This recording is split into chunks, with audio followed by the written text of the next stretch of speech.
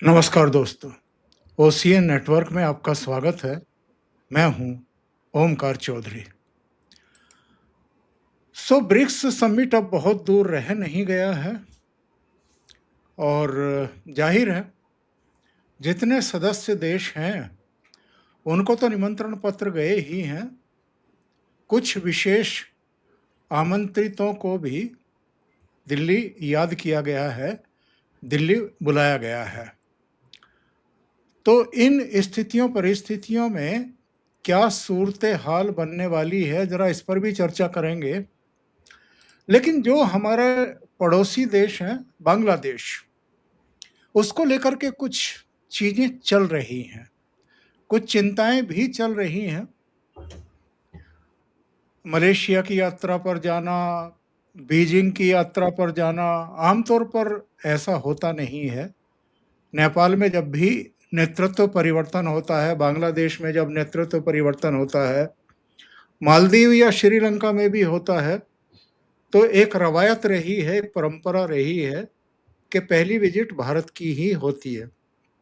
लेकिन इधर के वर्षों में हम देख रहे हैं कि थोड़ा थोड़ा फर्क आ रहा है। नेपाल के हों, बांग्लादेश के हों या दूसरे पड़ोसी देशों के, वो कुछ कुछ खफा खफा से रहते हैं। लेकिन कुछ गतिविधियां ऐसी चल रही हैं, ढाका में भी, कुछ और जगहों पर भी, जो हमारी खुफिया तंत्र की भी निगाहों में है और जो हमारे सत्ता प्रतिष्ठान में बैठे हुए लोग हैं वो भी इन सारी गतिविधियों को बहुत बारीकी से देख रहे हैं, उनकी समीक्षा मीमांसा कर रहे हैं और जो जरूरी कदम होते हैं आमतौर पर वो कदम भी उठाए जा रहे हैं। ब्रिक्स समिट से मैंने शुरुआत इसलिए की कि तारिक रहमान जो नए प्रधानमंत्री हैं उनको इनविटेशन भेजा गया था। वहां से कुछ इस तरह की खबरें आ रही हैं कि जैसे हम कोई तुरंत नहीं लपक रहे हैं आपका निमंत्रण पत्र, आएंगे वो फिर पूरी ही यात्रा पर आएंगे, इसी महीने आएंगे, यानी सितंबर में ही आएंगे। तो ब्रिक्स में आ रहे हैं या नहीं आ रहे हैं, सीधे सीधे जवाब क्यों नहीं दे रहे हैं। तो ये नई दिल्ली जरूर उनके जवाब का इंतजार कर, यहाँ से उनकी फुल विजिट का निमंत्रण भी गया है कि फुल विजिट पर आइए, ड्यू है, कटसी भी बनती है, कटसी बने ना बने उनकी तरफ से, लेकिन एक ड्यू है। तो आज इसी सब पर चर्चा करेंगे और एक जो आसिम मुनीर की तरफ से, उनके सेना की तरफ से एक जो कसीदगी पैदा की गई थी ये बयान देकर के कि इस बार जो भारत पर अटैक होगा या कुछ ऐसा चौंकाने वाला होगा वो पूर्वी सीमा से होगा, तो वो कहने का मतलब क्या था। और ये हम पहली बार देख रहे हैं सिलसिला जो मोहम्मद यूनुस के समय से शुरू हुआ था कि बांग्लादेशी सेना के जो अफसर हैं वो ट्रेनिंग के लिए अब पाकिस्तान जा रहे हैं। तो हमारे साथ जुड़ रही हैं स्वाति तोरेस्कर जी, तो उनसे जुड़ कर के चर्चा को आगे बढ़ाएंगे। स्वाति जी नमस्कार, बहुत अभिनंदन। नमस्ते ओंकार जी, धन्यवाद। तो क्या सूचनाएं हैं आपके पास? आपका एक स्पेशल मैसेज भी मेरे पास आया था, तो फिर मैंने सोचा कि क्यों ना जोड़ करके ही बात की जाए। जी। हाँ, एक तो आपने जो एक पूर्व पीठिका दी बांग्लादेश के बारे में, वो तो बिल्कुल सही है। तारिक रहमान चुनकर आ गए, बहुत सारे सीट्स मिले उनको। हमें पता है कि वहाँ का जो जमात इस्लामी है, उनको सिर्फ सीमावर्ती प्रदेशों में थोड़ी फार सीटें मिली थी, कुछ 80 के हिसाब से। तो ये चुनाव का एक वैशिष्ट्य ये था कि इसमें अवामी लीग पार्टी जो है उसको तो सहभागी होने का अनुज्ञा नहीं मिली थी। तो कौन था फिर? अगर लोगों के साथ रहने वाली जो पार्टी है वो तो सिर्फ बांग्लादेश नेशनलिस्ट पार्टी थी, बीएनपी थी। तो अवामी लीग के जो सब मतदार हैं, उनके सब जो वोट है, ये इनकी तरफ गए और इनको एक अच्छा-सा मौका मिल गया सत्ता स्थान पाने का। अब ये जो उनका विजय प्राप्त किया, ये पता नहीं उनको क्या लग रहा है कि अपने लोकप्रियता के बारे में कुछ संभ्रम हो गया हो और ये जानते नहीं कि शेख हसीना वाजेद आज भी उतनी ही लोकप्रिय है जितनी पहले थी। एक मौका नहीं दिया अपने चुनाव लड़ने का, तो इसका मतलब ये नहीं कि वो शून्यवत हो गई है। लेकिन ये जो चुनाव में जो जीत प्राप्त हुई है, उसकी वजह से शायद ये तारिक रहमान जो है, उनके नूर बदले हुए दिखाई दे रहे हैं। जैसे कि आपने बोला कि एक परंपरा रही है, इन्होंने पहली विजिट भारत में करनी थी, वो करे बगैर वो पहले गए मलेशिया में, बाद में चीन में गए और बहुत सारी ये आ रही थी खबरें, एक-एक करके प्रोजेक्ट जो है वो चीन को कैसे दे रहे हैं वगैरह, ये सब भारत को थोड़ा-सा दूर रखने का एक प्रयास कर रहे थे। तो इसका और दूसरी चीज़ मैंने देखी कि बांग्लादेश सरकार की तरफ से अनुरोध हो रहा था कि आप शेख हसीना को कब वापस भेज रहे हो? मतलब जैसे कि ये भारत की मजबूरी है, इसलिए हम शेख हसीना को यहाँ रख रहे हैं करके। लेकिन हमें तो वो बोल रहे थे हमारा तो कानूनी प्रक्रिया पूरी हो गई है, उनको वापस भेजिए करके। अब जाकर शेख हसीना जी ने जो एक वार्तालाप किया 7 अगस्त को, वो लेकर अभी उल्टी सिचुएशन आ गई और बांग्ला सरकार बोलने लगी नहीं नहीं नहीं, ऐसे तो वो नहीं आ सकती है वापस, दोनों देशों के बीच में एग्रीमेंट करना पड़ेगा, उसके शर्तें रखी जाएगी वगैरह वगैरह। तो पहले आप क्यों प्रेस में बोल रहे थे कि उनको वापस आना चाहिए करके?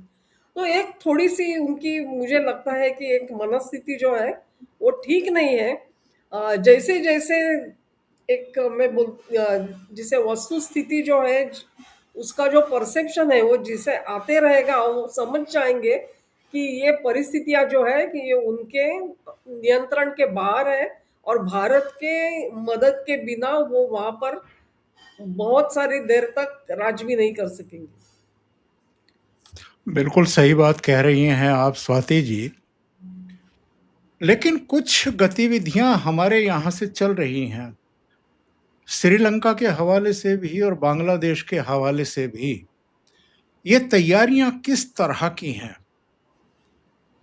जी, एक हमने देखा है कि डोनाल्ड ट्रंप की जो सरकार है, उन्होंने एक काम किया कि भारत को घेरने की एक कोशिश की। जैसे हमने देखा नेपाल में सत्ता बदल हो गया, बांग्लादेश में 2 साल पहले हुआ था, फिर श्रीलंका में भी उन्होंने कोई कोशिशें ऐसे की कि जो गतिविधियां हैं वो अपनी तरफ झुक जाए और भारत के लिए कोई मुश्किलें खड़ी हो जाए। यही चीज़ पीओजेके या गिलगिट बाल्टिस्तान के बारे में भी बहुत सारे उनके जो विधान आते हैं, उनके ऑफिशियल्स के, उससे तो एक माहौल बनाने की कोशिश की गई कि भारत को हमने घेर के रखा है करके।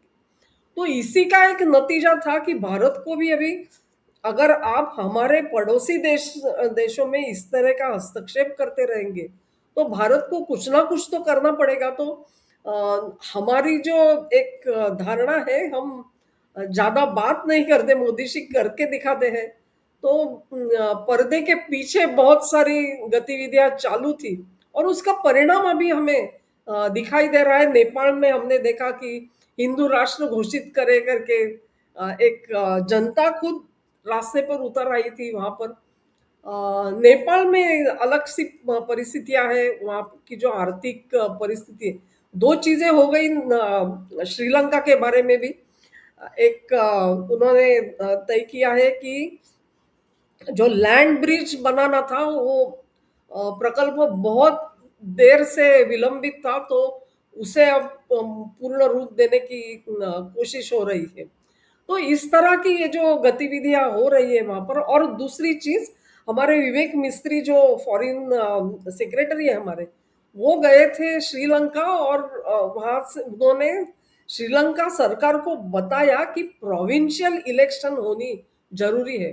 अभी प्रोविंशियल इलेक्शन का मतलब जहाँ पर तमिल लोग रहते हैं, या तो वो मूल भारतीय है या मूल श्रीलंकन है, लेकिन तमिल भाषिक है, उनके लिए चुनाव होना चाहिए। ये जो डिमांड है ये भारत श्रीलंका से करे, इससे हम हमें पता चलता है कि भारत ने पूर्णतया जो अमेरिका ने भारत को वहां से दूर हटाने की कोशिश चालू की थी, उसमें कोई बदलाव आया है। अगर ये बदलाव नहीं आया होता तो विवेक मिस्त्री ने इतना पब्लिकली ये स्टेटमेंट दिया नहीं होता, मुझे लगता है। बिल्कुल सही कह रही हैं आप। और अभी आपने अ, भारत में निर्वासित जीवन जी रही हसीना के बारे में बातचीत की है। हाँ। उन्होंने दिसंबर में अपने वतन लौटने का ऐलान किया हुआ है। अगर वो जाती हैं, तो कई तरह की जो बातें की जा रही हैं, उनको गिरफ्तार कर लिया जाएगा, वहाँ की अदालत उनको फांसी की सज़ा सुना चुकी है, उनको फांसी पर लटका दिया जाएगा। क्या ये सब इतना आसान है? लीगल प्रक्रिया जो बोल रहे हैं ना, वो उसी के बारे में कोई संदेह है मुझे, क्योंकि मोहम्मद यूनुस ने एक मैं बोलती हूँ थोड़ी चालाकी की थी। वहां पर उसे बोला गया है ये अंतरराष्ट्रीय कोर्ट करके, लेकिन ये कोई आईसीजे नहीं है। बांग्लादेश में उन्होंने एक न्यायालय की स्थापना की और उसका नाम बदली करके उसको अंतरराष्ट्रीय कोर्ट ये किया, और इन एब्सेंशिया पूरा मामला चलाया गया। शेख हसीना तो प्रेजेंट नहीं थी, उनके जो नुमाइंदे थे उनको भी ठीक से अपना पक्ष रखने की भी सुविधा नहीं हासिल की थी, दी गई थी। तो ये जो ऑर्डर आया है वहां के कोर्ट का, ये अंतिम है ऐसे मानकर जो ये चल रहे हैं, इससे क्या होगा, एक तो लीगल प्रक्रिया तो आप बोल सकते हो, लेकिन जनमत जो है, जो मैंने बोला, वो शेख हसीना के साथ है। और अगर वो वापस जाती है और इन्होंने अगर उनको जेल में रखा, तो क्या जनता उसे मान लेगी? वहां पर आंदोलन नहीं खड़े हो जाएंगे? तो एक मामला जो है बहुत पेचीदा है, और इसीलिए तारिक रहमान सरकार अभी बोल रही है कि नहीं नहीं, भारत के साथ एग्रीमेंट होगा उसके बाद ही वो आ सकती है यहाँ पर। तो उसी में उनकी जो जितने डर गए हैं, ये मालूम हो जाता है।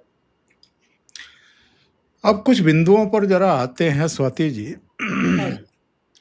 ये जो आसिम मुनीर वहम पाले हुए हैं हाँ। कि बांग्लादेश को भारत के लिए पूर्वी मोर्चा बना सकते हैं, हम्म। ये बांग्लादेश हमारे लिए आज भी कितने घंटे का है? बस कुछ घंटे में हम अ, सारा कुछ तो कर सकते हैं, हमारे पास जितनी बड़ी ताकत है।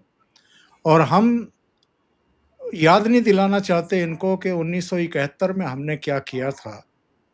90,000 से ज़्यादा पाकिस्तानी सैनिकों की हमने पतलूनें उतरवाई थी, उनको सरेंडर करवाया था, उनकी बंदूकें नीचे डलवाई थी, और वो कई महीने तक हमारे यहाँ जेलों में रहे।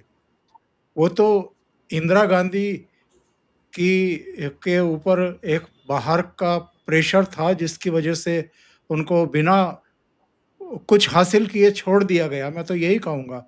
वरना आप पीओके हासिल कर सकते थे, आप उन क्षेत्रों को ले सकते थे जो सामरिक दृष्टि से भारत के लिए बेहद अहम हैं, पर भारतीय सेना आज तो कम से कम 65 और 71 के मुकाबले कहीं ज़्यादा तैयार है। तो कोई भी पाकिस्तान का सेना प्रमुख या बांग्लादेश में बैठी हुई कोई सरकार भारत के बारे में वहम पाल सकती है क्या? एक तो शक्ति का तो कोई मुकाबला नहीं है भारत की शक्ति का, और भारत ने ये दिखाया ऑपरेशन सिंदूर में, पाकिस्तान को खुद दिखाया है। अगर आप तुलना करें कि पाकिस्तान से बांग्लादेश के सेना की, तो वहां भी बांग्लादेश की सेना तो पाकिस्तान से भी छोटी क्षमता रखती है, सामर्थ्य उनका पाकिस्तान इतना भी नहीं है। तो किस हिसाब से मुझे लगता है कि ये जो वो हमले की जो बात बोल रहे हैं, उनको पता है कि अगर पाकिस्तान से हमला आया तो रिटेलिएशन उन्हीं की दिशा में जाएगा। तो उन्हें रिटेलिएशन जो है वो बांग्लादेश की तरफ भेजना है, ताकि उन्हें अन्य चीजें करने का एक मौका मिले, इसलिए वो ईस्ट से बोल रहे हैं। और दूसरी चीज, 2 साल जो मोहम्मद यूनुस के मिले पाकिस्तान को, उन दिनों में उन्होंने पूरा पेनिट्रेशन कर रखा है, मतलब बांग्लादेश में इनके एजेंट कहाँ कहाँ संचार कर रहे हैं, इसका अभी मतलब वो मामला एक बड़ी चीज हो गई है। और इनको जैसे मैंने बोला, जमात इस्लामी को जो सीटें मिली है वहां पर है ज्यादा एक्टिव भी है, तो वो मुसीबतें भारत के लिए ज्यादा खड़ी कर सकते हैं। अब समझिए ना, एक हम तुलना करते हैं कि मोरक्को के सिर्फ 60,000 एक्टिव बॉडी, जिसे बोलते हैं कि तरुण युवा जो है वो क्रॉस करके स्यूटा में आए स्पेन में, तो एक इतनी बड़ी मुसीबत खड़ी हो गई। यही चीज अगर अपने बॉर्डर पे इस तरह का प्रयास हो जाएगा तो अपने लिए कितनी बड़ी समस्या हो जाएगी। और एक चीज तो स्पष्ट है कि पूरी बॉर्डर जो है वो हमने सील तो नहीं की है, तो कहीं से ना कहीं से अगर ऐसे इस तरह के प्रयास उन्होंने करना चालू किया तो अपने लिए एक बड़ा मुकाबला होना हो जाएगा। बिल्कुल सही कह रही हैं स्वाति जी। अब आते हैं जरा तीस्ता और जल बंटवारे पर। ये तो वर्षों से लंबित है और गंगा जल संधि है, दूसरी जो साझा नदियां हैं उनके प्रश्न भी बहुत महत्वपूर्ण है। कुल मिलाकर के भारत बांग्लादेश के बीच में 54 साझा नदियां होने की वजह से ये सिर्फ पर्यावरण या कृषि का मुद्दा नहीं है, बल्कि रणनीतिक और राजनीतिक प्रश्न भी है। अभी जब इनकी बीजिंग यात्रा हुई थी, तो इन्होंने एक प्रोजेक्ट जो है वो चाइना को दिया है। हम्म। इस तरह की ये भारत के लिए हमेशा सेंसिटिव मुद्दा रहा है। और ये तीस्ता वाला जल विवाद तो सुलट गया होता अगर ममता बनर्जी बीच में नहीं कूदती एक समय। उस समय शेख हसीना वहां की प्रधानमंत्री थी। तो ये जो भारत की सेंसिटिविटी है, इसको तारिक रहमान समझ भी पा रहे हैं या नहीं समझ पा रहे हैं? राजकीय समझ, जला राजनीतिक समझ जिसे हम कहते हैं, वो इनके पास है, लेकिन इनके प्रायोरिटी जो है, प्राथमिकता जो है वो अलग है। और ये चाहते हैं कि अ, भारत से भी कुछ लाभ मिले, चाइना से भी मिले और अमेरिका से भी मिले। जिस तरह से पाकिस्तान ने सब बाजू से अपनी जो स्थान है उसे एक गाढ़ा बना के रखा है कि अमेरिका से भी लाभ लेते हैं, यहाँ से भी लेते हैं, उस तरह की राजनीति करने की शायद ये चाह रखते हैं। लेकिन उतनी जिस स्थिति में पाकिस्तान की सेना है उस स्थिति में बांग्लादेश की सेना नहीं है, और आर्थिक परिस्थिति भी बिल्कुल बेकार है। भारत के सहकार्य के सिवा बांग्लादेश उभर नहीं सकता है। अ, ज्यादा बोलने की जरूरत नहीं, बिजली की सप्लाई भी हम करते हैं, हमने ही उन्हें चावल भेजा जब भी चीजें ये थी, हमने ही क्रूड ऑयल का भी सप्लाई किया जब भी वहां पर कुछ शॉर्टेजेस हो गए थे। तो इसे देखकर उन्हें पता होना चाहिए कि हम हिंदुस्तान पर कितने परावलंबी हैं। अगर ये जानना नहीं चाहते और फिर एक तरह की राजनीति कर रहे हैं तो वो ठीक नहीं है।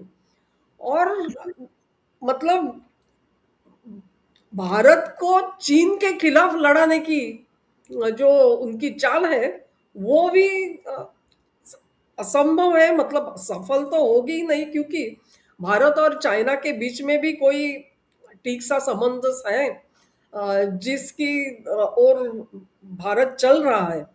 ऐसे नहीं है कि पूरा झगड़ा है, हमारा हमारा ट्रेड जो है वो ठीक से चल रहा है, बल्कि अ, हर साल उसमें बढ़त हम देख रहे हैं। तो ये गलतफहमी है इन लोगों की, और अपनी ताकत से ज्यादा बड़ा वार करने की जो कोशिश की जा रही है, उसका खामियाजा उनको भुगतना पड़ेगा, भारत को नहीं। क्योंकि भारत तो सीधा उनको कुछ जवाब देने की परिस्थितियाँ नहीं है, लेकिन अगर उन्होंने वही चीज़ हो ग गई तो करना भी पड़ेगा भारत को। सख्त रुख अपनाना पड़ेगा। आपको ऐसा नहीं लगता कि पाकिस्तान को लेकर के भले ही मोहम्मद यूनुस का जो भी रवैया रहा हो, जो भी नीतियाँ रही हों, कम से कम तारिक रहमान को तो प्रो पाकिस्तान नहीं होना चाहिए था? और मिलिट्री के प्रति तो 1971 में जो घटनाएँ हुई थी, खुद इनकी माताजी के साथ जो घटनाएँ हुई थी और बहुत सारी असंख्य बल्कि लाखों महिलाओं के साथ वहाँ यौनाचार और दुर्व्यवहार हुआ था। तो उसके बाद भी पाकिस्तानी मिलिट्री के साथ आप खुफिया तंत्र भी विकसित करें और उसको आगे बढ़ाएं, ये अपने आप में चौंकाने वाला तथ्य नहीं है। बिल्कुल सही है, मतलब आत्मघात का ये रास्ता उन्होंने अपनाया है ऐसे मुझे लगता है। और दूसरी चीज़ है, पाकिस्तान ने इतना पेनिट्रेशन करके रखा है अपने हस्तक। मतलब मुझे याद है कि अप्रैल महीने में जहाँ जब पश्चिम बंगाल में चुनाव हो रहे थे, उसी समय बांग्लादेश में पाकिस्तान के हेर पकड़े गए और एयर बेसिस में चट्टोग्राम में थे, ढाका में पाए गए, जसोर में पाए गए। तो एक बहुत बड़ा नेटवर्क वहाँ पर एक्टिवेटेड था और ये पकड़े गए। तो उनकी जो मिलिट्री इंटेलिजेंस है, उन्हें पता है कि ये चीज़ें जो है वो उनको कितनी हानि पहुँचा सकती है। शायद ये जो मिलिट्री है और उनमें और राजनीतिक जो नेतागण हैं, उनमें कोई डिफरेंस हो सकता है। मतभेद हो सकते हैं जिसकी वजह से ये चीज़ें होती हुई दिखाई दे रही है। बहुत-बहुत धन्यवाद आपका स्वाति जी जुड़ने के लिए, बहुत अहम जानकारी देने के लिए। तारिक रहमान की यात्रा की एक बार पुष्टि हो जाए, तो उसके बाद उनकी यात्रा से क्या उम्मीदें हैं, इसको लेकर हाँ, के भी हम चर्चा करेंगे और बिल्कुल। कोशिश करेंगे कि स्वाति जी को ही लेकर के आएँ। स्वाति जी बहुत-बहुत धन्यवाद आपका जुड़ने के लिए, इतना समय देने के लिए और बहुत महत्वपूर्ण बिंदुओं पर अपने विचार रखने के लिए। Thank you so much. धन्यवाद नमस्ते। अवसर देने के लिए, आपके प्रेक्षकों को धन्यवाद। Thank you so much. Thank you.